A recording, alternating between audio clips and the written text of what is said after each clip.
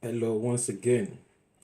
This is your boy, Dr. 96, aka The Realist.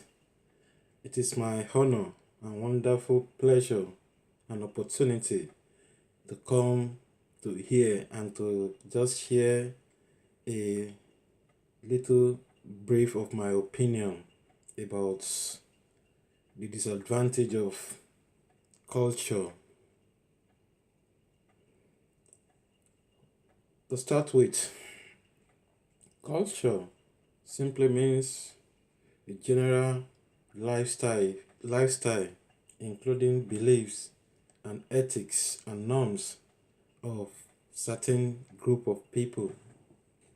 In Africa, culture has done us a lot of damages, and we are yet to understand these negative implications and barriers which culture has placed on our growth and on our healthy lifestyle. A lot of people believe in Africa, most especially from the part of Africa where I come from, Nigeria, in the western part of Nigeria and the Yorubas. We so much believe in age as a factor for wisdom. No matter how educated or how inclined or how exposed you are, as long as you are younger in age, people still believe that your elder are wiser and more intelligent than you do. This has placed a lot of barrier in most people's life. For example, when it comes to choice of partners, some people believe you have to consult your elder. This is genuine in a case whereby the elders are more exposed and are more knowledgeable about the subject matters. But in some cases, I realize that a lot of people have been given wrong counseling, wrong advice that has a serious implication in their marriage. For example, how could someone who has educated himself or herself up to master's degree level or PhD level go back and seek opinion, counsel on an elder in the village who has never gone beyond the village market square all his life or all her lifetime? This is wrong. This is wrong.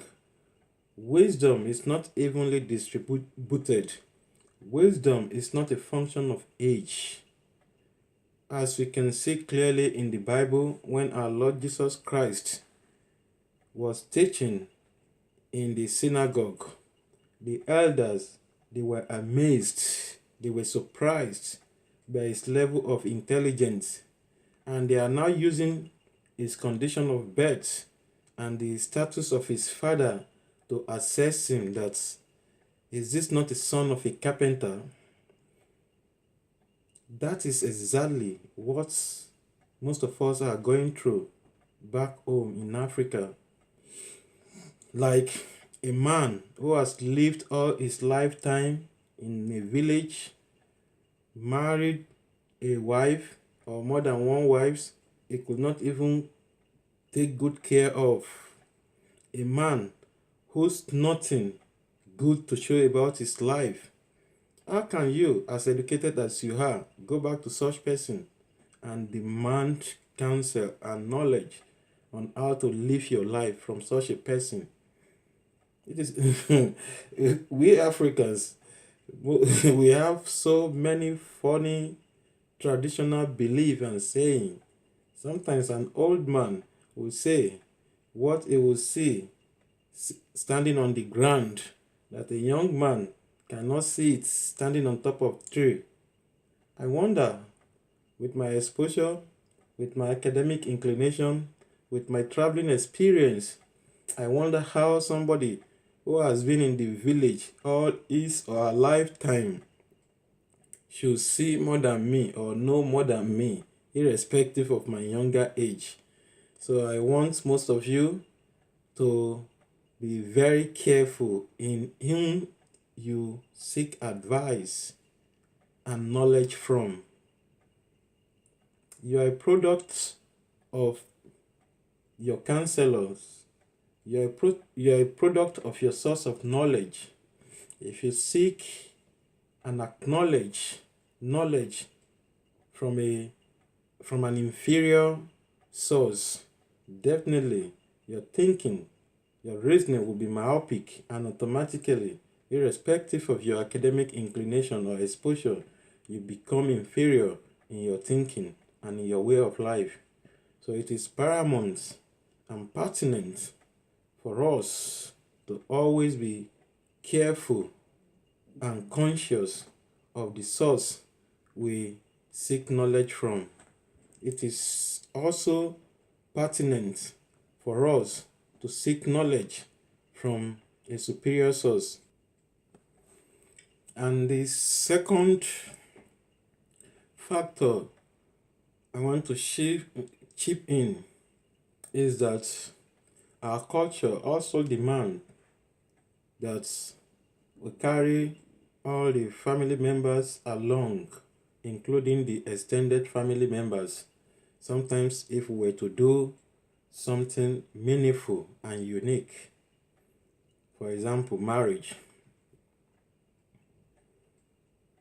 Like I used to say, there are a lot of people that we trust so much that we believe that they can only advise us on the truth and sincerity of mind, but in most cases we make a huge mistake. Like if someone wants to get married, he or she has to get approval from the father's family and from the mother's family. And most especially in some cases, if the person in question is a young and brighter star, who some members of the family feel that his rising profile is intimidating them, they wait patiently for such time to take a revenge in form of negative counseling. For example, it might be your father's brother or your mother's sister that will go against your choice of spouse. And in most cases, they have no tangible or reasonable evidence in supporting their ill advice. But when you look deep down, their advice is based on jealousy. So we have to be very careful. I think in an instance like that, marriage is a union between two adults who has grown up enough to understand the tasks ahead, to understand the meaning and the basic principle of marriage, that marriage involves two individuals, two grown-up individuals, and in marriage they become one. So in most cases, external opinion or external advice doesn't really count. It is sometimes infinitesimal. So you as a grown-up man, physically grown, intellectually grown, and mentally developed, this applies to both a young man and a young woman. You should know that the person in question is the person you voluntarily and consciously choose to be your partner forever. Marriage, just like every other business venture, is partnership. It involves two individuals. It involves two individuals with the same ideology, with the same values, with the same belief system and understanding, and to achieve a common goal, which is living a fulfilled life and produce a next generation that they will both be proud of. So in such a sensitive situation, it is left for the people directly in question to make their choice. It is not a responsibility of the family members, even the immediate parents, to impose. So people should be wise up. There are some instances whereby you have to disrespect the tradition and the culture. We are educated to be civilized. We are not educated to be ignorant. So, as they say, if someone promise to give you a cloth, the quality of the material is going to give you depends on what is wearing. Somebody whom you are not satisfied with what he or she is wearing or putting on, if such someone promises you a material, so you should expect a quality equal to what he or she is currently putting on. The same thing applies to advice. So if someone is giving you advice, irrespective of the age, you have to look at the person's life, because sometimes you end up becoming your source of advice. If someone who is successful in marriage, if such a person is someone who is an accomplished in marriage, then you can listen to his or her advice.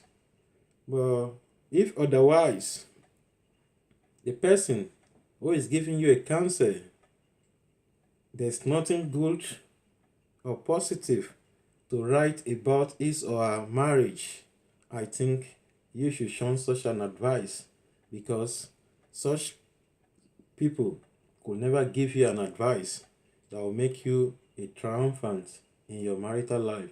Be conscious and know how to say no, irrespective of who is concerned, when a paramount and sensitive issue of future is concerned. It is all about you. It is not about anybody. It is your lifestyle. It is your life. It is your future. So you should be the major stakeholder, and you should be the decider.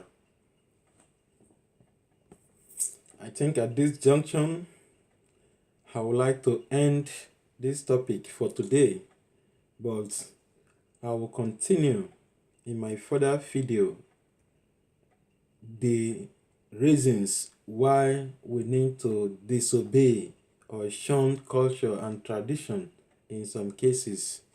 So if you like this video, like and share for educating. So it is sometimes the best for us to share things we appreciate, because most people might be in need of the idea and opinion right now. So thank you very much for listening. May God bless you all. God bless.